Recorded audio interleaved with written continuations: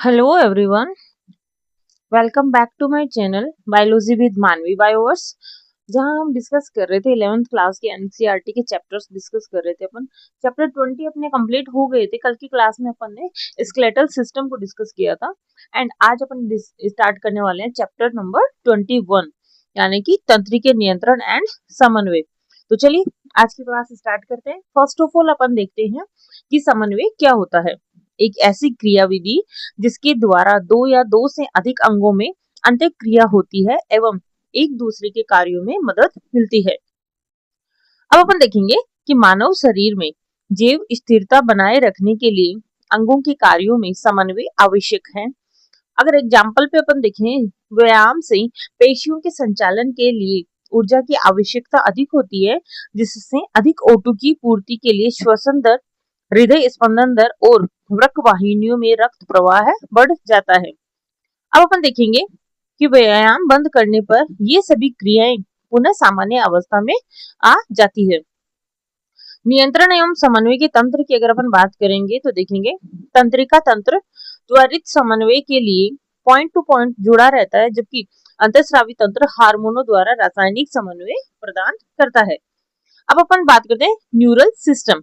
सभी प्राणियों का तंत्रिका तंत्र अति विशिष्ट प्रकार की सेल्स से बनता है, जिन्हें तंत्रिका कोशिका या फिर न्यूरॉन कहते हैं। अब देखते हैं अपन कि जो नर्वस सिस्टम उसकी कार्य क्या है। विभिन्न उद्दीपनों को पहचानना, ग्रहण करना एवं आवेगों का संचरण करना। नेक्स्ट अपन देखेंगे कि निम्न अकशेरुकी प्राणियों में तंत्रिका संगठन बहुत ही सरल प्रकार का होता है। और एग्जाम्पल के तौर पे अपन देखें कि हाइड्रा में यह तंत्रिका जाल के रूप में पाया जाता है। वहीं अगर कीटों की अपन बात करें तो कीटों का तंत्रिका तंत्र अधिक व्यवस्थित होता है। यह मस्तिष्क, अनेक गुच्छिकाओं एवं तंत्रिका ऊतकों का बना होता है।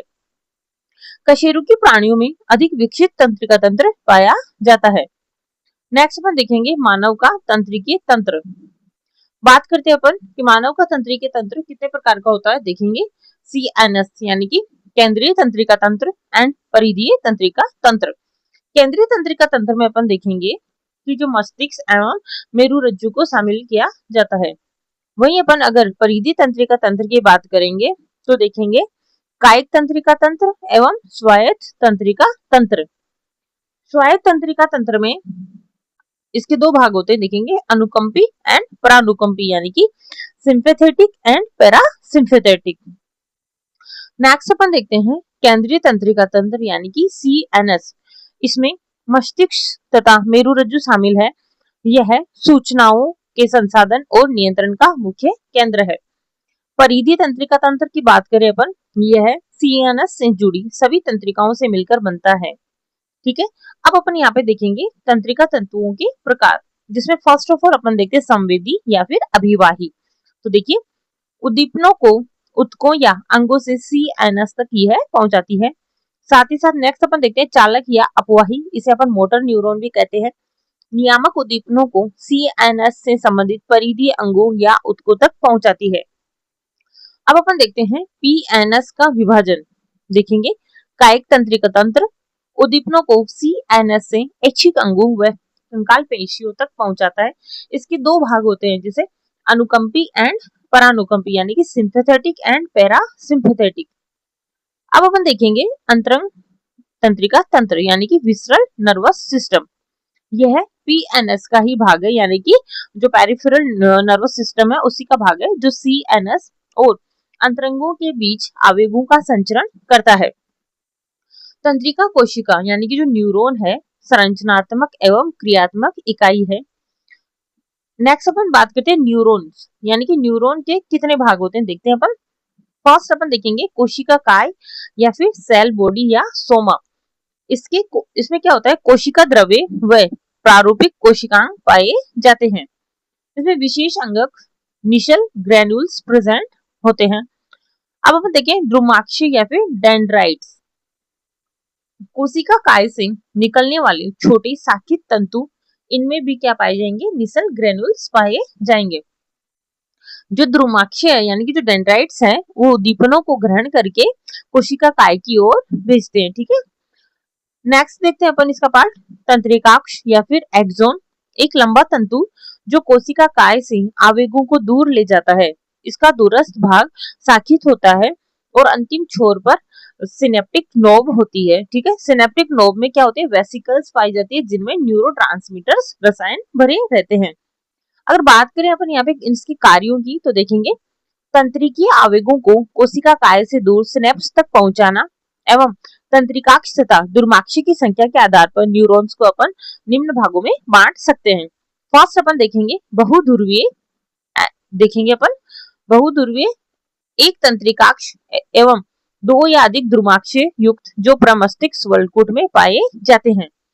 वहीं अपन देखेंगे द्विध्रुवीय एक तंत्रिकाक्ष एवं एक द्रुमाक्षीय जो दृष्टि पटल में पाए जाते हैं। ठीक है, अपन को यहाँ पे ध्यान रखने योग्य बात यह है कि जो प्रमस्तिष्क वलकुट है उसमें बहुध्रुवीय न्यूरॉन पाया जाएगा, जबकि दृष्टि पटल में द्विध्रुवीय न्यूरॉन्स पाए जाते हैं। यहाँ पे अब अपन इसे इस न्यूरॉन के डायग्राम से अपन जितने भी इसके पार्ट्स हैं उनको अपन अच्छे से क्लियर कर सकते हैं। चलिए देखते हैं। फर्स्ट अपन देखेंगे, ये देखिए ये वाला जो पूरा पार्ट है ये होता है सोमा। ठीक है, इससे ये देखिए डेंड्राइट्स निकले रहते हैं इस तरीके से। ठीक है, ये रहेंगे इसके डेंड्राइट्स। ये देखिए न्यूक्लियस इनमें प्रेजेंट रहता है। ठीक है, साथ ही साथ यहाँ पे अपन देखेंगे कि ये देखिए तंत्रिकाक्ष, ये वाला जो पार्ट है एक्सोन होता है, ये माइलिनेटेड एंड नॉन माइलिनेटेड होता है। एंड जो बीच का जो एरिया होता है उसे अपन नोड्स ऑफ रेनवियर कहते हैं। ये जो एंड है इन पे सिनेप्टिक नॉब्स पाई जाती है। ये देखिए इन्हें अपन सिनेप्टिक टर्मिनल्स भी बोलते हैं। ठीक है, चलिए अब अपन देखते हैं। और जो अपने आवेग की जो दिशा है वो देखिए कुछ इस तरीके से रहेगी। ये आपको एरोज दिखाई दे रहे होंगे इस तरीके से। ठीक है, चलिए तंत्रिकाक्ष दो प्रकार के होते हैं, यानी कि माइलिनेटेड एंड नॉन माइलिनेटेड। ठीक है, माइलिनेटेड में क्या होगा कि श्वान कोशिका से ढके होते हैं जो माइलिन आवरण बनाती है।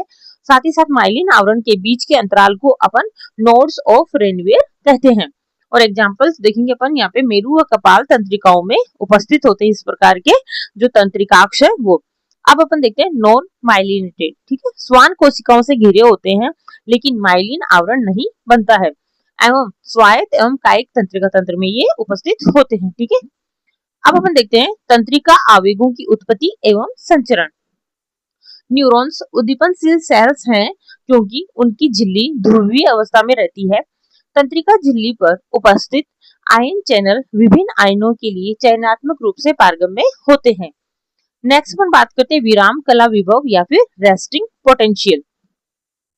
आयनों की स्थिति। ठीक है, तंत्रिकाक्ष द्रव्य में पोटेशियम और ऋणावेशित प्रोटीन्स की सांद्रता उच्च होती है, जबकि जो बाहरी द्रव्य में सोडियम आयनों की सांद्रता उच्च होती है।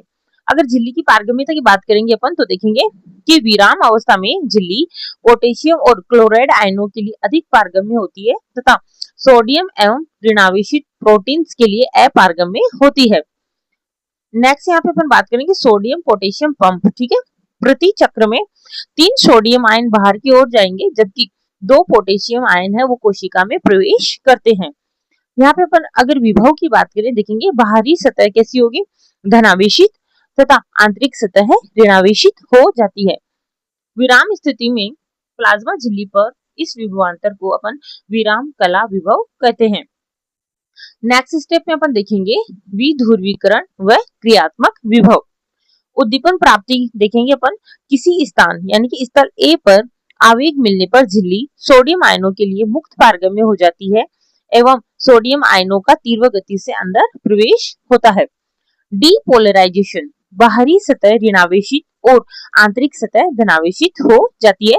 इस प्रक्रिया को अपन विध्रुवण या फिर डीपोलराइजेशन कहते हैं। नेक्स्ट प्रोसेस में अपन देखेंगे क्रियात्मक विभव। स्थल A पर झिल्ली की सतह पर उपलब्ध विद्युत विभवांतर को अपन क्रियात्मक विभव कहते हैं। स्थल A से स्थल B की ओर झिल्ली की आंतरिक सतह पर आवेग विभव का संचरण होता है। देखिए यहाँ पे आप देख सकते हैं आच्छादित एंड आच्छादित विहीन, जो अपन ने पीछे देखा था myelinated and non myelinated. Myelinated मेरु तंत्रिका एवं कपाल तंत्रिका, जबकि नॉन माइलिनेटेड स्वायत्त व कायिक तंत्रिका। ये यहाँ पे अपन ने जो तंत्रिका आवेग का संचरण है उसको देखिए प्रदर्शित करते हुए ये अपन एक जोन का डायग्राम देख सकते हैं यहाँ पे। ये देखिए सोडियम आयन से वो अंदर की तरफ प्रवेश कर रहे हैं, पोटेशियम आयन बाहर की तरफ जा रहे हैं। ठीक है, चलिए नेक्स्ट अपन देखते हैं पुनरावर्तन। तंत्रिकाक्षीय लंबाई के समांतर में यह प्रक्रिया बार बार दोहराई जाती है जिससे आवेग बढ़ता है। अब अपन देखते हैं पुनर्ध्रुवीकरण या फिर रीपोलराइजेशन। सोडियम के लिए बड़ी पारगम्यता होती है वो कुछ टाइम के लिए होती है। इसके तुरंत बाद झिल्ली की सोडियम के लिए पारगम्यता बढ़ जाती है, पोटेशियम के लिए पारगम्यता बढ़ जाती है। ठीक है, एंड पोटेशियम तेजी से झिल्ली के बाहर पराश्रित होकर उद्दीपन के स्थान पर विराम विभव को पुनः स्थापित करते हैं, जिससे तंत्रिका अगले उद्दीपन के लिए तैयार हो जाती है। अब अपन देखते हैं सिनेप्स स्ट्रक्चर। ठीक है, सिनेप्स क्या होता है? एक न्यूरॉन से दूसरे न्यूरॉन तक आवेग का संचरण सिनेप्स के माध्यम से होता है। सिनेप्स का निर्माण पूर्व सिनेप्टिक न्यूरॉन तथा पश्च सिनेप्टिक न्यूरॉन की झिल्ली द्वारा बनता है। अगर अपन बात करें सिनेप्टिक क्लेफ्ट की, दोनों झिल्लियों के बीच द्रव से भरा अवकाश उपस्थित भी हो सकता है और नहीं भी। यहाँ पे अपन बात करेंगे टाइप्स ऑफ सिनेप्स। फर्स्ट अपन देखते हैं विद्युत सिनेप्स। ठीक है, पूर्व और पश्च सिनेप्टिक न्यूरॉन्स की झिल्लियां एक दूसरे के अत्यंत समीप होती है एवं विद्युत धारा का प्रवाह सीधे एक न्यूरॉन से दूसरे में होता है। एंड रासायनिक सिनेप्स की तुलना में यह संचरण अधिक तीव्र गति से होता है। हमारे तंत्र में ऐसे सिनेप्स बहुत कम पाए जाते हैं। सेकंड नंबर पे अपन देखते हैं रासायनिक सिनेप्स। ठीक है, यानी कि केमिकल सिनेप्स। पूर्व और पश्च सिनेप्टिक झिल्लियां द्रव से भरे अवकाश द्वारा पृथक रहती है। यहाँ पे अब अपन देखते हैं न्यूरोट्रांसमीटर्स क्या होते हैं। ठीक है, सिनेप्स द्वारा आवेगों के संचरण के लिए न्यूरोट्रांसमीटर नाम की रसायन शामिल होते हैं। ये रसायन तंत्रिकाक्ष के अंतिम छोर पर स्थित सिनेप्टिक आशय में भरे होते हैं, यानी कि सिनेप्टिक जो वेसिकल्स है उनमें भरे होते हैं। संचरण की क्रियाविधि की यहाँ पर बात करें तो देखेंगे फर्स्ट ऑफ ऑल, यानी कि फर्स्ट स्टेप में रहेगा आवेग का पहुंचना। जब सक्रिय विभव तंत्रिकाक्ष के छोर तक पहुंचता है तो यह सिनेप्टिक पुट्टिका की गति को उत्तेजित करता है एवं सिनेप्टिक पुट्टिका प्लाज्मा झिल्ली के साथ जुड़कर न्यूरोट्रांसमीटर को